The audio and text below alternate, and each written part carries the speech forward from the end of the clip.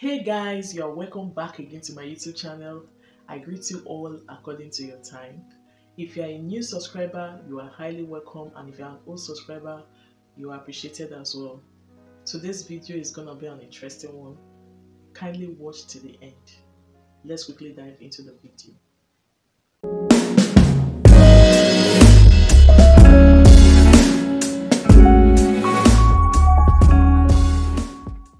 If you want to begin this immigration process, or you just started the process, then you must have heard of ECA, which is known as Educational Credential Assessment. It is actually a major requirement in this immigration process. Whether you are skilled or unskilled or low skilled, you need it in this process. And it's actually for those who had their education outside of Canada. Meaning those that had their education in Canada are lucky. Well, it's not a big deal to get your ECA done. First of all, what is ECA? ECA is an assessment used to verify your foreign degree or certificate to see if it is equivalent to the Canadian one. There are bodies recognized by IRCC that perform this assessment, which I will list on my next slide.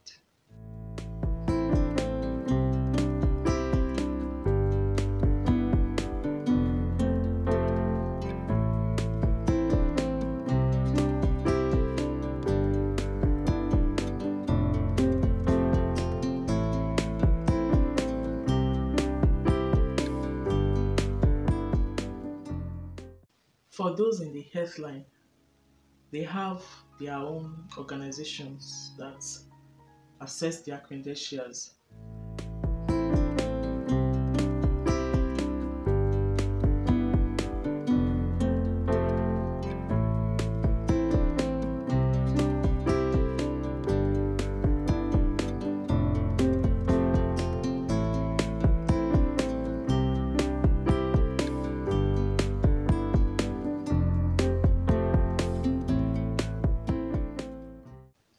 ECA can actually be done for different purposes, maybe for schooling, maybe for immigration, and others.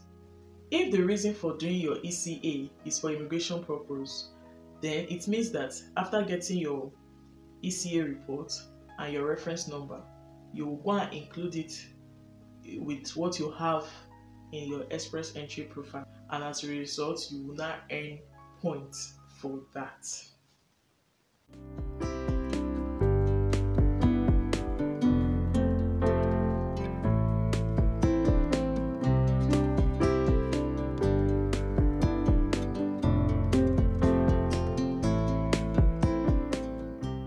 Don't forget, if you want to start the whole journey at all, you need to create an express entry profile. Here is the express entry profile login page. You can log in with any of those two options. But if you are yet to create your profile, you do so by clicking this register. If you are trying to do ECA for your primary school certificate, it is not allowed. ECA is done from your post-secondary school and above. If you're also an applicant for the immigration purpose, then you will need to do your ECA. For example, if you are married, whoever is the primary applicant is the one required to do the ECA.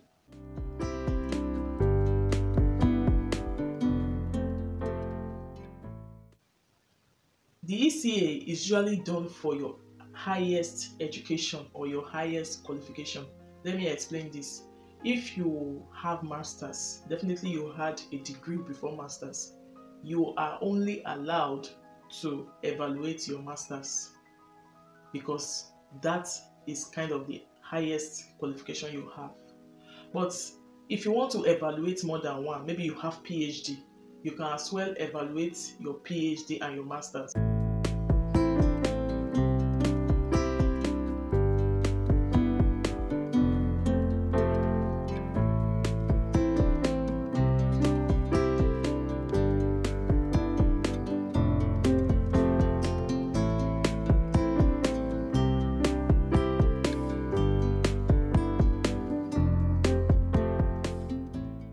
Nowadays, it is required you just evaluate your highest degree, because if you try to evaluate the lower ones, there could be a delay in getting your reports.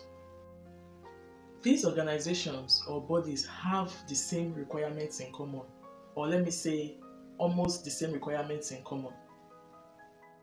Talking about the ICES, you will need to submit your academic transcript, you will need to submit your degree certificate, that is if it's ready, but if it's not ready yet, you may need to submit your statement of results.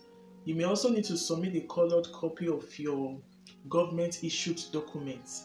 But note, all these things you are submitting, this should be a copy or a photocopy, because if you submit the original, you may not get it back. The good thing is that you are not the one sending it by hand, it's your institution that is sending it. For your WES also, you need your academic transcript, you need your degree certificate or your statement of result. So basically, all these organizations have the same requirements in common. Anyone you use is totally fine, but I cannot really tell you how fast this particular one is over the other one. So you could just be lucky to be fast. In our own case, we used ICES and WES. I know somebody may be asking, why two? Okay, the ICES was when we first tried to apply for schooling in Canada. So that was the body we used. And then things were done manually. Although you can still do the same thing now, where you have to physically go to the exams and record to tell them to help you get your results from this department. You know, it could be very stressful. And in this whole thing, sometimes the school could be very fast in preparing your transcript, while some schools could be very slow. And that is the issue most of us have now, especially those doing the ECA at the moment. They will tell you they've not been able to get the transcript sent. So that was our own case then. We'll have to call exams and records. Then when they get to so department, the department will be delaying to send this particular result, like that.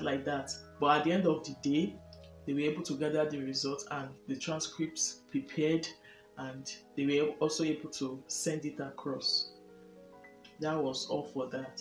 The second time was when we applied for permanent residency. We used WES, and in 3 weeks we got our ECA report.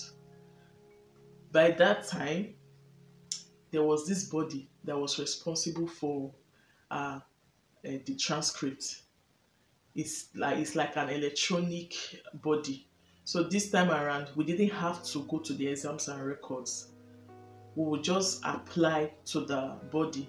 It is called ETX.ng. I'm going to leave their link in the description box.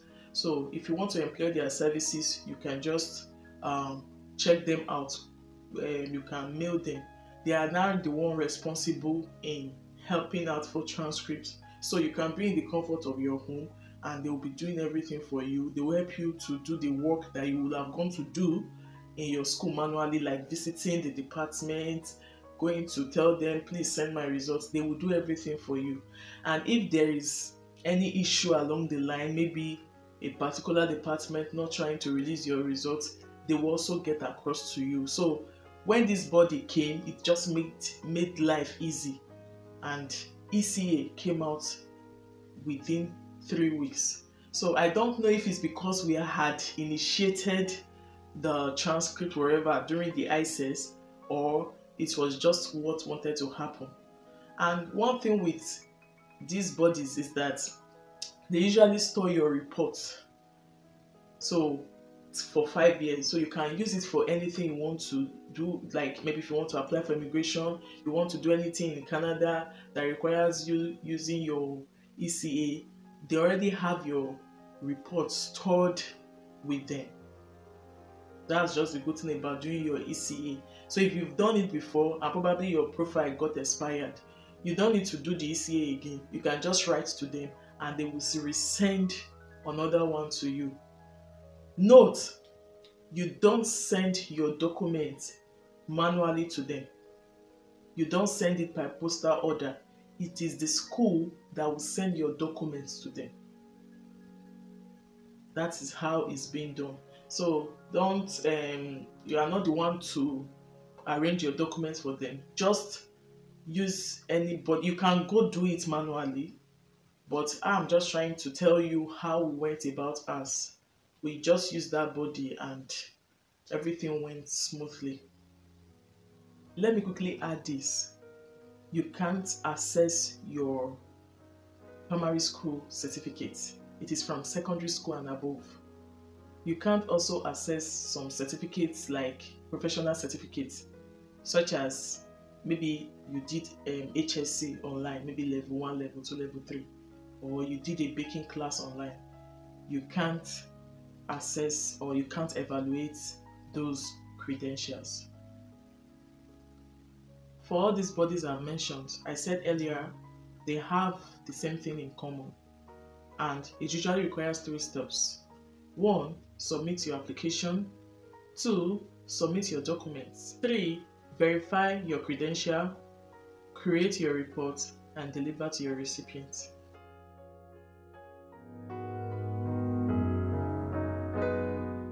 You go to your browser and type in WES. This page will then pop up. You can read them up and later click Get Started.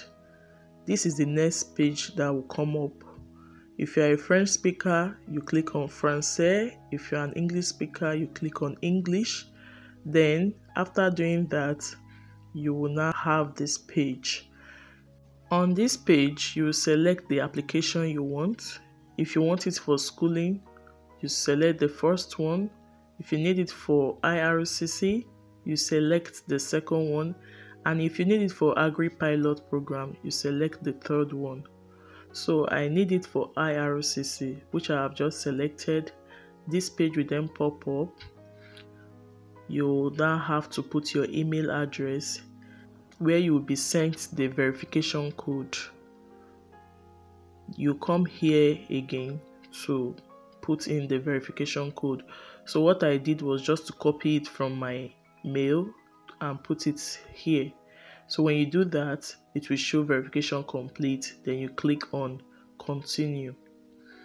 When you've done that, this page will pop up for you to create your account.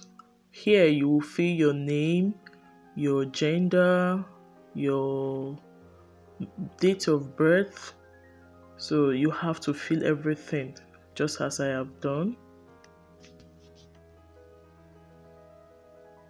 If you don't have last name, you don't have any problem. Just put in your first and your middle name. Then you also put in your date of birth. Ensure you fill everything correctly. If you don't have reference number, you can write no. So I have clicked no here. Here is me putting in my date of birth. I'll also put in my email address because it is with that mail you will be receiving any information. So now I want to create my password, which I have done. Then you will re-enter the password below.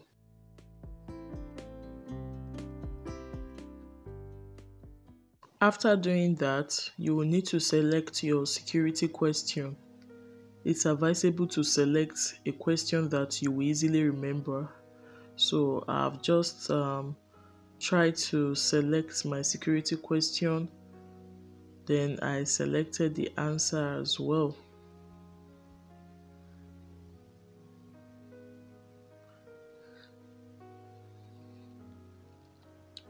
After doing that, this is actually optional. If you want to receive newsletter from WES, you can click that box. It is actually not compulsory, but I just clicked it anyway.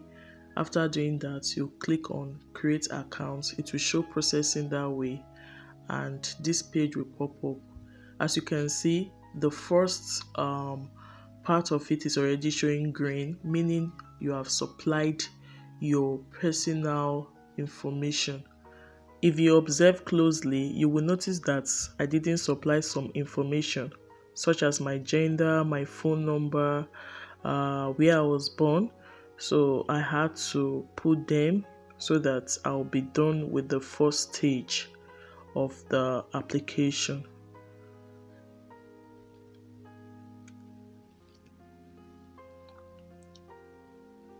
When you put in your phone number, ensure to include your country code and your city code as well. After filling in my correct details, I then clicked on next. This page then popped up talking about my education.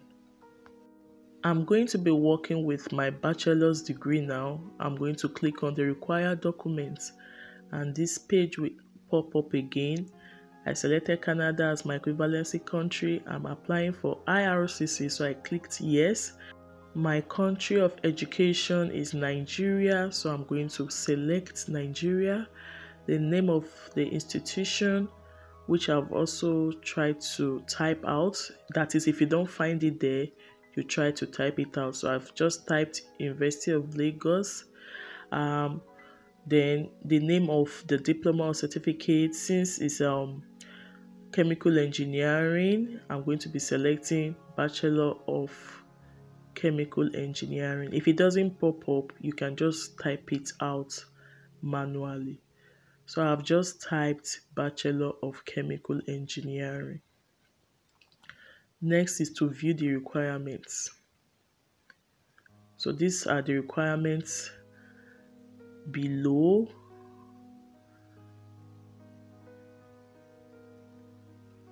The academic transcript, like I mentioned before, then the degree certificate or statement of results, which you will upload in my account.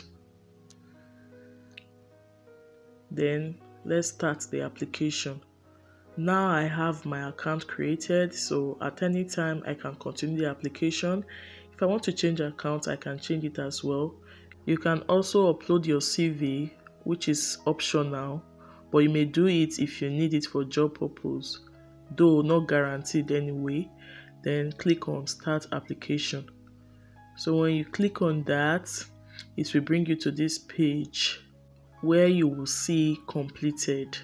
So meaning you are done with that part. So you can see I uploaded my CV, though it is optional. At any point in time, you can always go into your account, maybe to upload any document or to get any information. This is actually a sample of an ECA report. Those are basically the 3 steps involved in the assessment of your credentials. Hope this video was helpful. Kindly share this video. If you are just joining this channel, kindly subscribe to it and turn on your notification bell so that you will be notified whenever I upload new videos. See you in my next video and bye.